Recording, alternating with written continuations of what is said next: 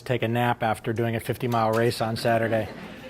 And I won't take credit for selling that company to GE for $1.5 billion. I was the CTO of the company that bought mine, and my job as CTO was the perfect job. My job was to torture everybody else, and so I stimulated them through my force of personality.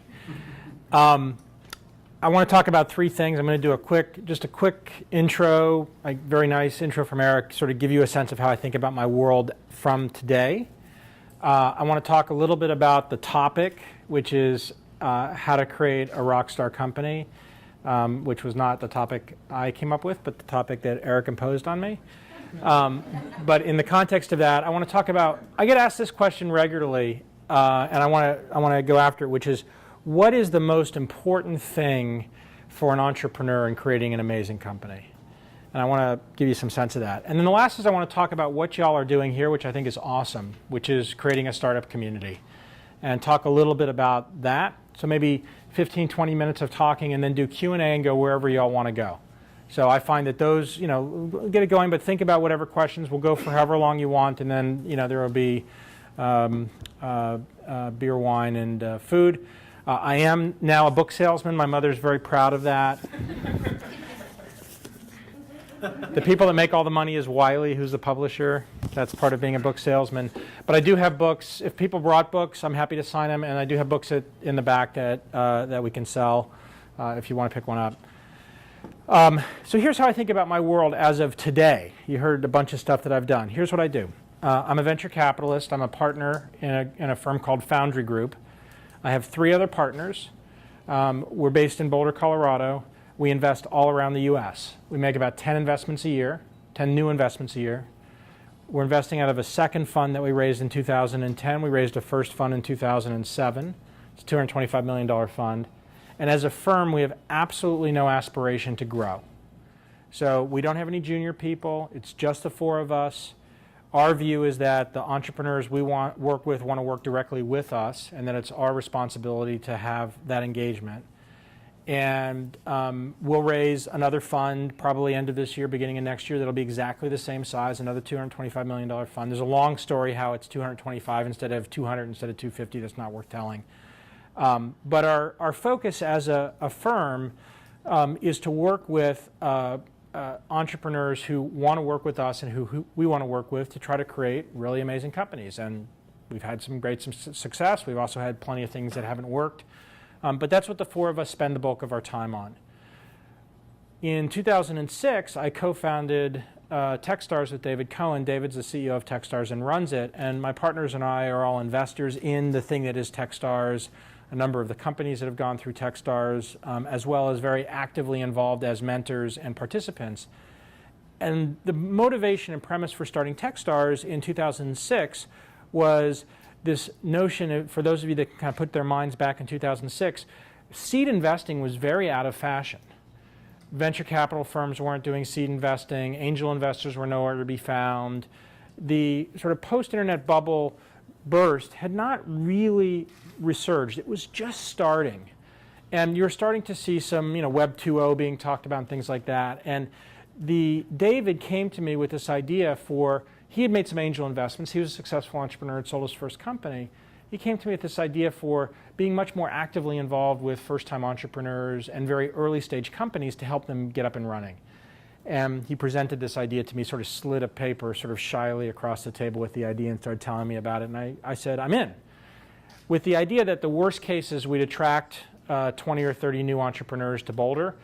And the total cost of running the first year was about $300,000. There were 4 of us that funded it, David, me, David Brown, who was David Cohen's first partner, and a guy named Jared Polis, who's now our congressman for Colorado, but was a very successful entrepreneur. Anybody remember BlueMountainArts.com? And then also Pro Flowers, which was in San Diego. Jared was the founder of both of those companies. I wasted $50,000 on plenty of stupider things, so I figured my worst case is we'd end up with 20 smart people in Boulder. And that phenomena, what was TechStars, has turned into a phenomena that people now really refer to as a mentor-driven accelerator. We have TechStars programs now in 5 cities: Boston, New York, Seattle, Boulder, and San Antonio, which is in conjunction with Rackspace. They just had, it's called TechStars Cloud, they just had their demo day today. We also have a program with Microsoft called the Microsoft Accelerator run by TechStars. We have our first program running now for Connect. We have some other things coming. And a number of other places where we're working with other firms. We've created something called the Global Accelerator Network, where there's about 40 accelerators around the world that are part of a global network, all working together for best practices and amplifying this very sort of early stage, seed stage investing activity. So I spent a chunk of time on that. Early on, I was very involved operationally. Today, I'm a mentor, I'm an investor, and my partners and I help advise David, who runs the program day by day.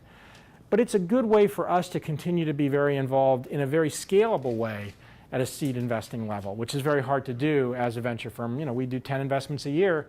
We can't do 50. Well, TechStars is now doing about 100 companies a year through all the different programs. And as an investor in the program, it gives us a chance to invest in those companies. About 15 years ago, I started getting very personally interested in, I made this conscious decision that I was going to spend my time as an investor versus as an operator. Prior to that, I had run my own company. And in the context of that, I started thinking intellectually about entrepreneurship and what entrepreneurship was. I was always interested in it intellectually, but I didn't really start reflecting on it till probably mid-90s to late 90s after I'd moved to Boulder. And then I started really thinking about it in 2002, 2003, after the internet bubble burst and I got completely decimated. I had an awful year in 2001. I had about 10 companies that I was an investor in went out of business. I had a public company that I had co-founded that was worth $2.5 billion go bankrupt. I mean, just a tough year sort of getting through all that. But on the back end of it, I started thinking about what the dynamics of creating these companies from scratch really were and started thinking about it more intellectually. So I spent a chunk of my time doing that. That's where the books come from. That's where the blog comes from. And part of it is also understanding what's happening in terms of these areas. I've always been a reader and a writer. I started writing a blog in 2004 to understand how user-generated content worked, what it was like to be your own publisher, what it was like to hit post and have the thing out there, what it was like to build community, because we were investing in companies that did this. I was intrigued with RSS as a protocol. I really wanted to understand it, and the way that I sort of saw people using RSS as a protocol was through blogging. So I started doing that to understand that dynamic. I started writing longer form articles. I wrote a bunch of magazine columns to understand how that industry worked. And part of the writing of the books originally was an intellectual exercise to understand the publishing industry. Because I had a very deeply held belief that the publishing industry was going to go through a pretty massive transformation. And before it was over, and something totally different than it is today, I might as well get a couple of books published to understand what it was like. So 30 years from now, I could tell young people, hey, back when we had books, you know, you could like hit your head with them. So a lot of the stuff I do around the books, around the blogs, around the technologies that I work with, around the companies we invest in, are all part of understanding sort of this fabric and dynamic of entrepreneurship. And I'll talk about that at the end when I talk about startup communities. So that's how I think about my world today. I live in Boulder. I travel constantly. When Eric asked me to do this, I think the email thread was basically, if I happen to be in LA when you're having one of these, I'm happy to do it. And he said, I'll schedule one of these when you're going to be in LA. Tell me when you're going to be there. So that was smart. And that was about 3 or 4 months ago. And so here I am, and here it is. We have a couple of investments in LA, the most significant one being a company called Oblong, which is in downtown LA, about 100 people now. So I was out there for a board meeting. One of the things that fascinates me as an investor, and as also somebody who's been an entrepreneur, I ran my first company for 7 years. And I started it with a partner. We just started. It wasn't that we had a grand plan. We didn't have an exit plan. We didn't have a thing we were trying to do. We just wanted to start a business, and we started. And we built a business that ended up being about a 20-person company, a couple $1 million a year business. It was self-funded, so it was very profitable. We had $2 million of revenue and about $500,000 of profit the last couple of years of the business. A little bit of growth year after year, maybe 20% growth once we got to that level. But it wasn't a very deliberate path. And the first couple of years, we were really excited about what we were doing. We had lots of ups and downs and lots of struggles, but we really were engaged in the problem of our business and the kinds of things we were doing. But by year 5 or year 6, we were both bored, and we were both burnt out, and we were both struggling with the business. We weren't really loving it. And we didn't have an exit strategy, we didn't have a plan, we didn't have investors pushing us.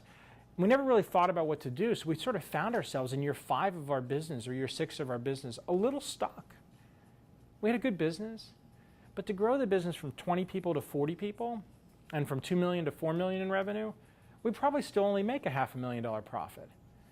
So we doubled the business, but we wouldn't necessarily make more money, except for if we sold the company, which was not something that we really thought about. So we ended up selling the company in year 7. We sold it to a public company. It ended up being a good deal for us because the people that bought the company were both generous folks and also were amazing mentors. So we got a fair deal for the company. They built a very successful business. We got both cash and stock in their business, so we got the write-up on their stock. But I got the opportunity to work with these 2 guys that loved what they did. Loved what they did.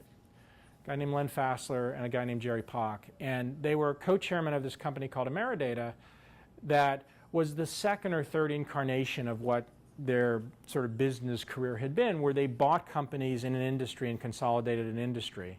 And they had started to consolidate what was at the time the hardware resale industry. So anybody that remembers and is old enough, you guys were like 3. You probably weren't born. How old are you? Definitely not born. There was a time back in the distant past where you sold hardware and you made about 30 points of margin selling hardware, and you gave the services away for free. And Dell completely disrupted that model, but there was a period of time where that was the business, and there were these big companies that got created. The one around here I think was called Intercom. Intercom was based here in Orange County, I think. That were these very large organizations that were full of, I like to say, salespeople that couldn't get a job at IBM. Right, they were the next tier down, but they sold PCs and networks and stuff like that. This is the company that bought mine. These guys bought 40 companies in 3 years. They loved what they did. And it was hard. What they did was messy and sloppy, and they bought some good companies and some bad companies, and putting all this stuff together was a nightmare. But they loved it. I always sort of carried that around with me. I started making angel investments in the mid-90s. I started in 1994. My first angel investment was a company called NetGenesis, which was 4 MIT guys that ended up being the number 2 player in web analytics, and sort of the first wave. Web trends kicked their ass, but they ended up building a company that went public and was worth about $1 billion. My 3rd angel investment was in a company called Harmonix, who was the software half of the Guitar Hero franchise. So there were 2 companies, Harmonix and Red Octane. Red Octane did the hardware, Harmonix did the software. Red Octane got bought by Activision. Harmonix ultimately got bought by MTV, and then created Rock Band. So, seed investor in that company. I made about 40 angel investments between 1994 and 1996. And I started to see a pattern when I look back. Again, 2003, 2004, I'm starting to be a little more intellectual about this. Looking back as to which of those companies were successful and which of those entrepreneurs had gone on to do more things versus the ones that hadn't, as I started thinking about this next wave. I co-founded a venture firm in '97, very accidentally, with 3 other guys. The firm started off as SoftBank Technology Ventures, turned into Mobius Venture Capital. My partners at Foundry and I still manage the old Mobius Venture Capital funds, of which there's a number of companies that are still active. That firm started out 4 people, grew to about 60 people by 2000, and then by 2003 was about 15 people. So we had our own experience of sort of this incredible rapid expansion, raised a lot of money, increasingly large funds, $300 million fund, $600 million fund, $1.25 billion fund, doing early stage investing, and then just got fucking decimated in the internet bubble. And, again, big lessons learned from that. But then looking back on the companies that sort of went through that process and were successful, companies like Postini that were started in 1999 that got bought by Google for $650 million in 2007. Or FeedBurner, which was started in 2003 and got bought in 2007. Return Path, which is on the path to going public, was started in 1999. These companies that sort of made it through this curve. Service Magic was another one that was started in 99 and got bought by IAC in like 2005. What made these companies successful when so many others weren't? And then I get asked all the time by the TechStars entrepreneurs, many of whom are first-time entrepreneurs, by groups like this, by people in the media, by whomever, what is it that you look for in a company as an investor. And when I started investing, there was this conventional wisdom. You look for great management teams, you look for a product that has a huge market. There's this cliche that I'd heard over and over again, which is, an A team in a B market is better than a B team in an A market, so team. Then there are other people who are like, I don't give a shit about the team because I'll just fire the people and bring my own people in, so I care about market. And over again, like all this stuff. And it's sort of nonsensical. Like everybody has their own version of conventional wisdom. But it didn't distill down to the essence. And it didn't, to me at least, feel like it captured what was the thing we were looking for, or I look for as an investor, and what I think makes an entrepreneur increases their chance of being successful. And I've come to that, it's very simple. The best entrepreneurs are ones who are completely and totally obsessed with the product they are creating. Period. That's it. Okay?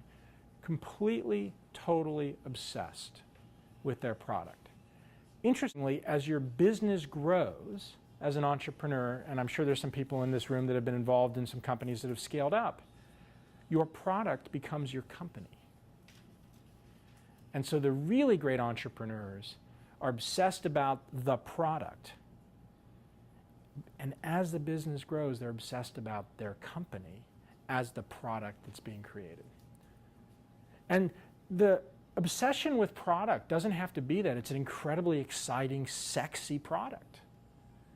ReturnPath, the CEO of ReturnPath is a guy named Matt Blumberg. Matt's been CEO since inception. He's the founder. The product is email deliverability. ReturnPath helps companies that send email marketers, email service providers, etc., make sure that the valid email gets to the inbox. It's a real problem. It's a problem because of the tension between legitimate opt-in email and spam. And anybody who's ever been part of a marketing organization and sent mail, or anybody who's ever been on the receiving end and realized that they had mail that they wanted to get not get through, my wife says, where the fuck is my Neiman Marcus catalog? Is Postini catching it again? Right? And like the whole fact that you have that conversation is kind of bizarre. But it's the essence. That's not sexy. Right? It's nuts and bolts. But Matt is obsessed. Today, company's 300 people. He's obsessed with this notion that he has created a company that is at a critical juncture of the email infrastructure. And email continues to be an incredibly part of communication on the internet. And that what they are doing is something that is of service to both the consumers that want to get the email and the people that want to send the email. Within that, there's a series of products that people on the team are focused on and obsessed about. And he's obsessed about building a great, durable business now. One that'll go from 300 to 1,000 people, one that'll become a public company, one that'll be a long-term lasting business. Mark Pincus at Zynga, which we were investors at the very beginning when it was a 10-person company, was utterly obsessed with this notion that there was something missing online in the interaction when people interacted with each other. He was an early investor in Facebook. He had a social networking company called Tribe that failed. That was sort of prior to Facebook, didn't ever really take off. And he watched what people did, and his observation was people don't have something to do with each other online. Like this stuff that they're doing with each other is trivial. So let's you map that out to virtual farms. That's a whole different discussion, whether it's significant or trivial. But the idea that people are showing up and they don't have things to do together online, or they're showing up and the people that they have interactions with online are people they don't know. So if you looked at most of the online games at that point, it wasn't stuff that you were doing with your friends. It was either this very nerdy, sort of massively multiplayer things in, warlords and stuff like that, very complicated, or it was anonymous games with other people that you didn't really know. And there were some niches where you saw like chess servers where people that like to play chess were playing with each other and they got to know each other. But there was a big miss sort of in this big mainstream. And that was the essence of where he started.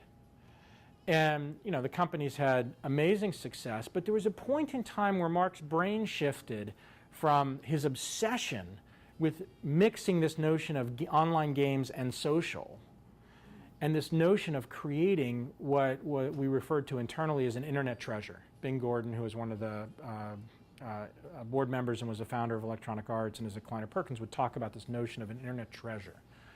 You know, something that is 20, 30, 40 years from now, people will still respond to as an important company. Amazon's an internet treasure, Google's an internet treasure, Facebook's an internet treasure, Yahoo used to be an internet treasure, now they're a patent troll. You know, but sort of this notion of how important this business was. So I'm going to cycle all the way back, right? What makes a great entrepreneur? Start with the obsession on the product. You have to love the thing you're doing. If you are in this room and you're working on something as an entrepreneur and you are not obsessed with what you're doing, take a step back. It's okay to throw it away and try something else. Because if you're not obsessed with it, it's going to be really too hard. If you're bored with it, you'll find yourself in year 5 like I was, where you're kind of depressed and you don't really know what to do because you feel kind of stuck. You got people, you got things, you got customers.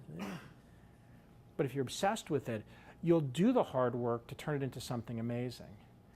And then as it becomes something amazing, as the entrepreneur, your business is a key part of what your product is. And you can become obsessed with that. So